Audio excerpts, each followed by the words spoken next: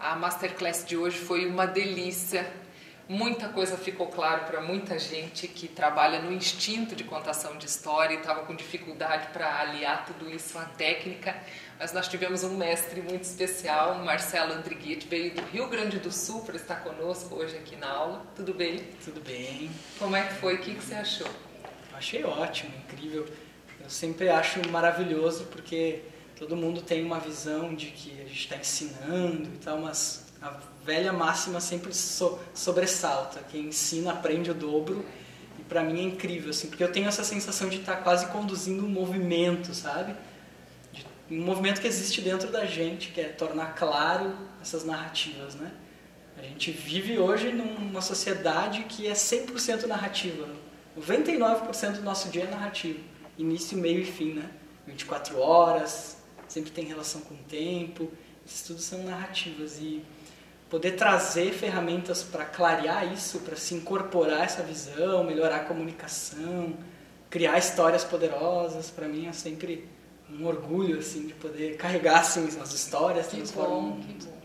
Marcelo, você tem a Casa do Storytelling, que é uma empresa que você criou.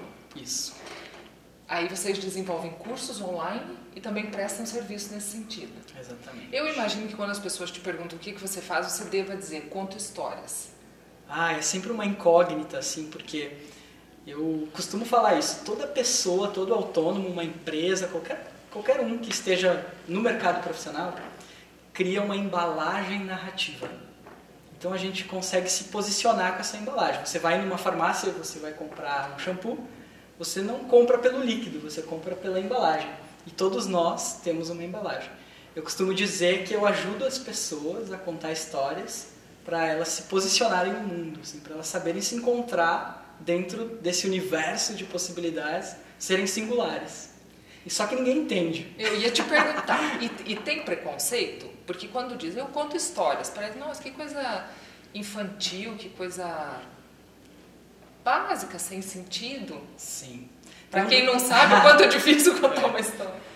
Tem um dado interessante que responde um pouco sobre isso, que o meu filho, que hoje tem 4 anos de idade, quando ele entrar no mercado de trabalho, existe 65% de chances de ele trabalhar numa profissão que hoje não existe. Então, quem está sabendo se posicionar e causa uma sensação estranha são pessoas que estão mudando o mercado. Isso vale para mim, para você, para as empresas que estão aqui, qualquer uma. Porque quando a gente diz algo, por exemplo, eu sou arquiteto, sou jornalista, algo que está muito claro, a pessoa que está nos ouvindo, ela abre uma porta branca, assim, com 800 profissionais iguais, te joga para dentro e fecha aquela porta. No momento que ela precisa de alguém, ela abre aquela porta branca, chama uns 10, 15, faz orçamento e vai com mais barato. Quando a gente diz para a pessoa, eu ajudo as pessoas a fazerem tal coisa, e a pessoa fica meio assim, a gente está abrindo uma porta dourada. Imagina um fotógrafo, em vez de ele dizer assim, eu tiro fotos, ele pode dizer, eu congelo momentos que valem a pena serem congelados. E aí eu dou um salto para trás, não entendo muito bem isso, mas quando ele me explica faz muito sentido. Então eu coloco ele numa porta dourada, assim, ele está sozinho lá. Quando eu precisar de um grande fotógrafo, eu vou abrir aquela porta dourada e vou dizer, cara, quanto que você me cobra qualquer coisa para você tirar foto do meu casamento, da minha formatura, da minha festa. Faz sentido? Até isso é contar história, né? Até o jeito de se apresentar. Como é que isso tudo... o que você se lembra de contação de história na tua vida? Assim, tua lembrança mais antiga, talvez, de alguém te contando, você tem? Sim. Então, eu acho que as histórias elas estão ali na infância muito forte, né? As crianças gostam de ler, de folhear livro, de ouvir um adulto falando com início, meio e fim, aquela coisa mágica e tal. Isso meio que morre depois e é uma pena, né? Porque eu acho que deveria ficar sempre com a gente. É uma forma realmente de a gente ver o mundo por uma moldura só nossa, assim, porque cada um tem a sua visão e cada pessoa que não sabe mostrar a sua visão para o mundo, às vezes é por falta de oportunidade.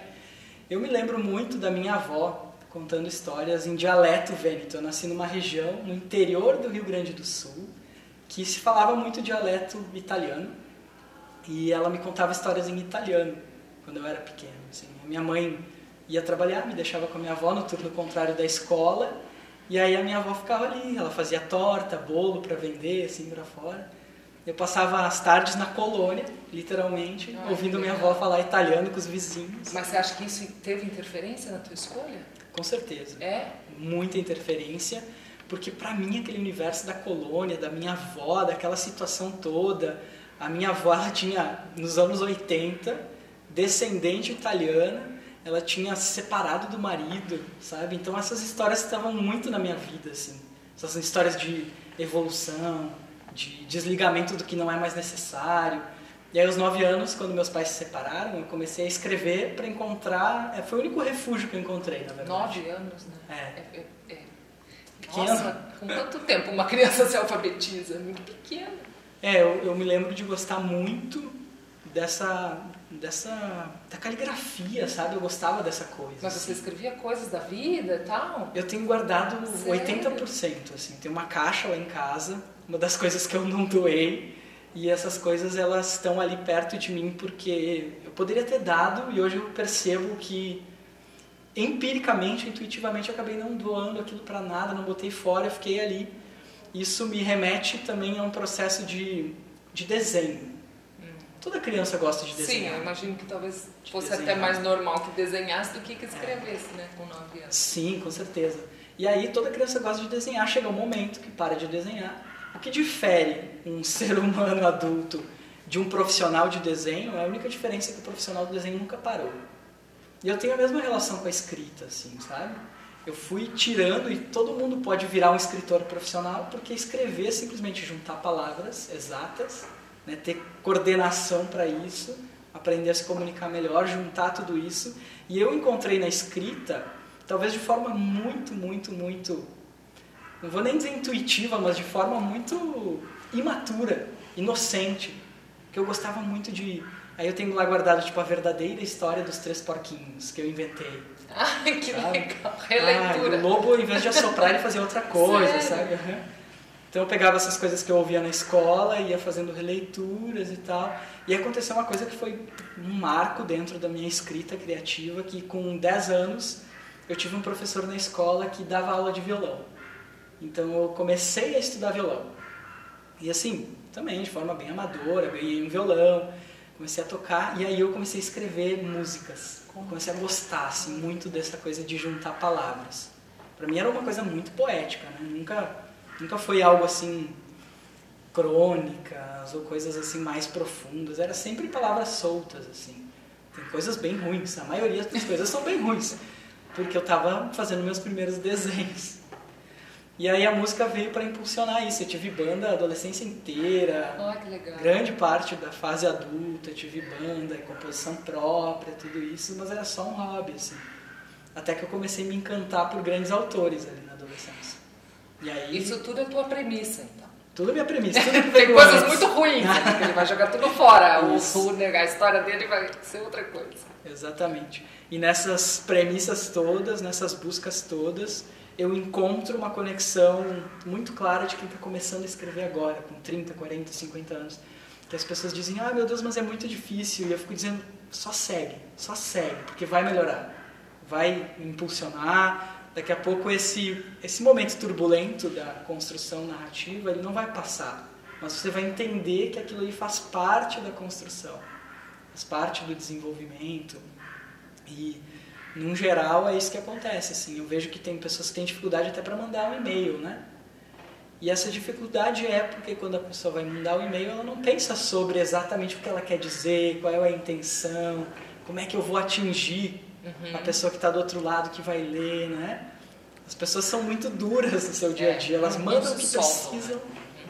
Eu ia te perguntar o seguinte, para muitas pessoas que seguem esse fluxo da inspiração e que estão no curso, essa avalanche de técnica criou um certo conflito.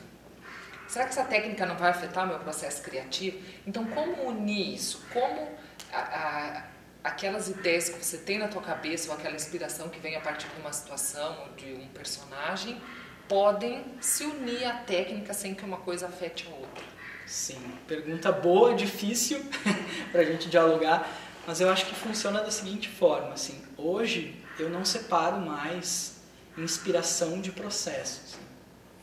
Quero dizer com isso que se eu tenho um roteiro para escrever, eu não posso esperar estar inspirado. Não dá para esperar. Eu trabalho com isso o dia inteiro, então eu tenho que fazer acontecer. Então a inspiração, hora ou outra, ela se incorpora no processo, ela faz parte, assim, você vive daquele jeito. Você começa a ver história em tudo, assim, sabe? É um work lover, que nem eu digo, tem um workaholic e tem um work lover. Tem que ter um cuidadinho ali. Mas para não levar trabalho para casa. Pior é que eu trabalho em casa, né? O trabalho já está lá. Mas eu acho que o grande barato e o grande fator decisivo em relação a essa pergunta é ter um processo, ter método. Sem método é muito difícil. E as coisas vão se entrelaçando. Porque o que eu vejo, assim, a gente lê um livro sobre roteiro e aquele livro ele não mastiga para você, né?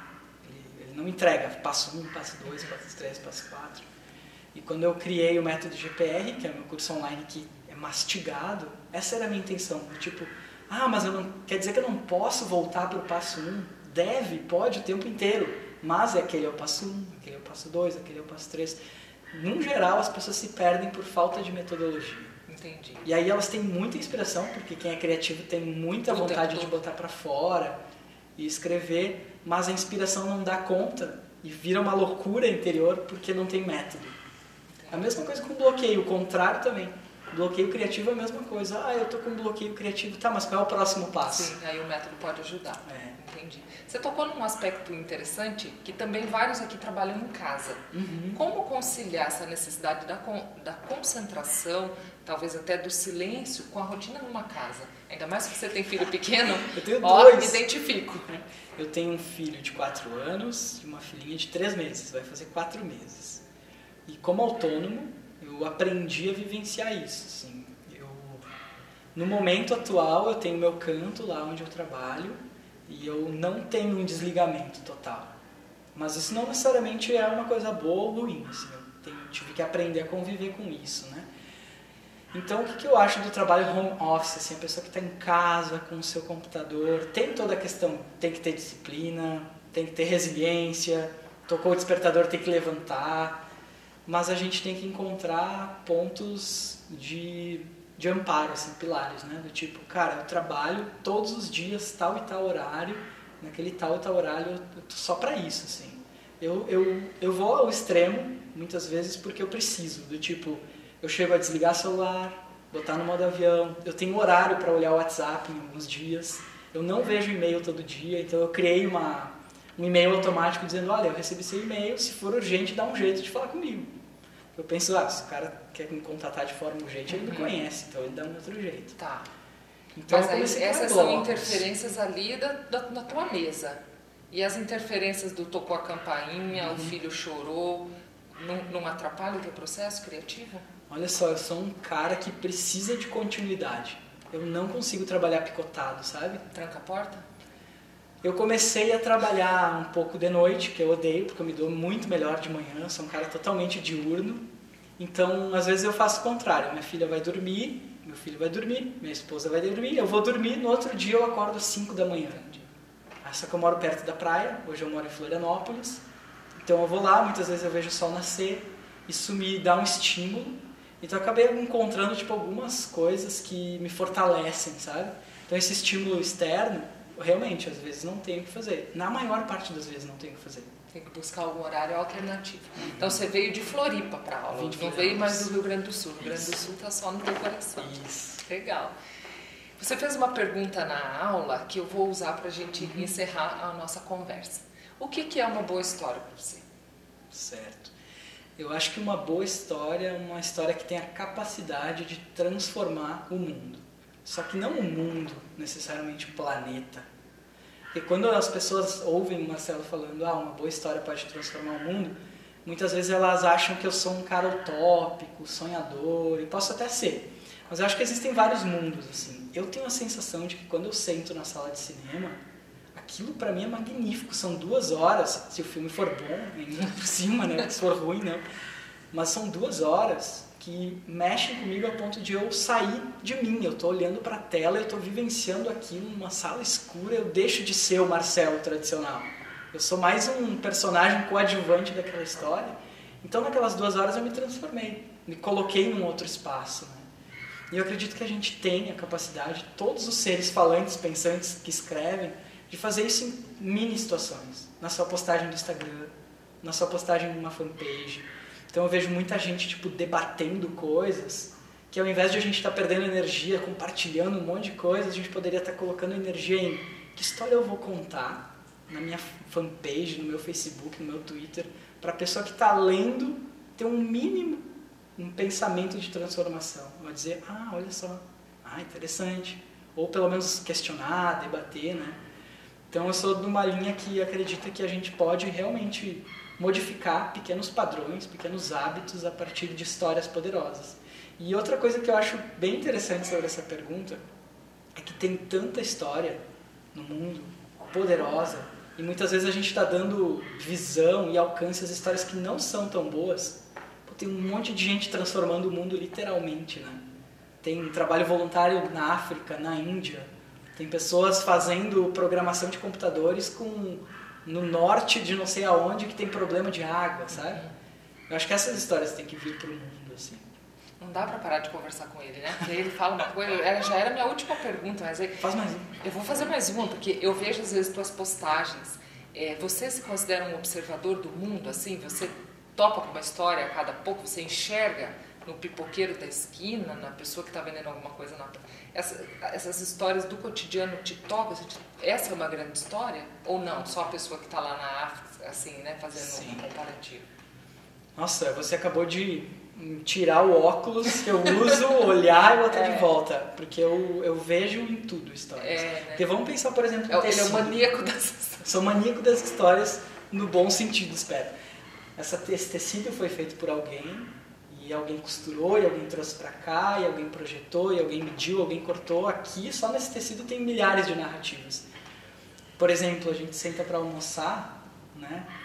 E lá em casa a gente convencionou que a gente fica 20 segundos em silêncio. Por quê? Porque a gente queria dar para essas crianças um motivo para ficar totalmente em silêncio.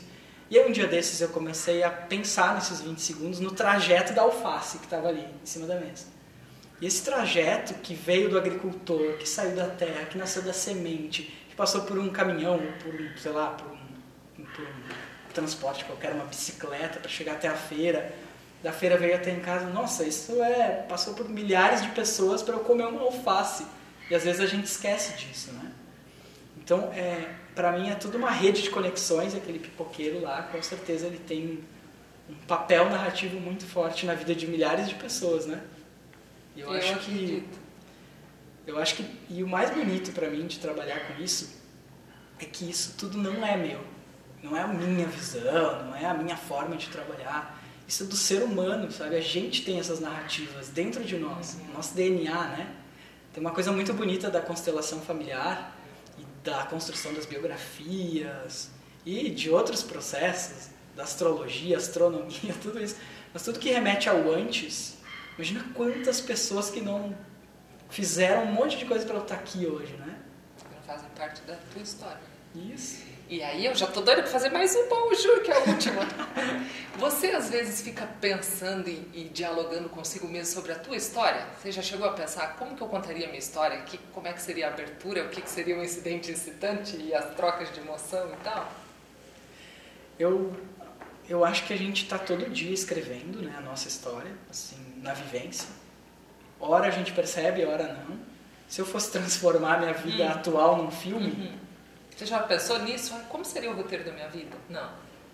Eu acho que para mim tudo começa com a descoberta de que eu podia utilizar as histórias para enxergar um novo mundo. Assim. Para mim esse é o marco da minha vida, assim, sabe? No dia que meu filho nasceu, a doula, que estava ali nos ajudando para fazer o parto, ela nos disse uma coisa muito legal. Ela falou assim, existem 2 momentos muito especiais nos seres humanos. O primeiro momento é quando a gente nasce. A gente está no escuro, está no quentinho, a gente vem para fora, assim, numa claridade, a gente tem contato com um mundo novo. E o segundo momento é quando a gente descobre o que a gente veio fazer aqui. E eu tenho convicção de que com 9 anos eu descobri o porquê que eu estava aqui. Certamente. E esse momento para mim seria um incidente excitante. Assim. Quando eu digo assim, isso aqui é o que me transformou no que eu sou hoje, e todos os traumas e todas as coisas, elas servem para isso, né? Elas não... gente pode olhar para as duas... A história do copo cheio, meio vazio, né? A gente pode olhar para isso e simplesmente achar bom ou ruim. No momento que aconteceu, para mim foi bem traumático. Eu levei muitos anos e fiz muita terapia, e fiz todas... Eu sou o maníaco das histórias, mas eu já fiz todas as terapias que você pode imaginar. Não só por isso, porque eu gosto muito de autoconhecimento e tal.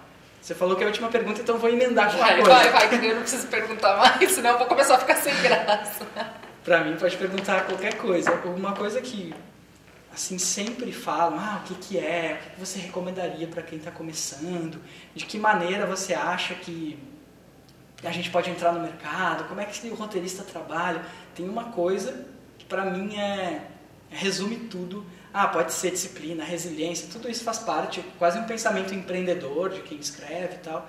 Mas, cara, pra mim a palavra-chave é intuição. Tipo, dar valor pra intuição, autoconhecimento, estar atento ao dia a dia. E também não adianta eu ser um contador de histórias e não ver o pipoqueiro. Pra mim não adianta nada, assim, mesmo. Então eu tô fazendo um recorte de coisas que eu gosto pra mostrar pro mundo. E eu acho que já não vale, sabe? Então, para mim, a intuição é a coisa que mais me motiva, assim, de trazer à tona. Você atende a tua intuição? Eu aprendi a entender. A gente tem dificuldade, né? De saber se aquilo é uma intuição real, se é ou se é uma conexão, uma sinapse que se criou do nada. Mas eu aprendi a respeitar, eu acho, a intuição. De dizer assim, alguém me diz assim, vai por aqui... Eu paro, penso, dialogo, por isso que eu sou lento, né? Cada um com seu processo, né? Paro, penso, percebo. Às vezes eu demoro 15 dias para dar uma resposta, sabe?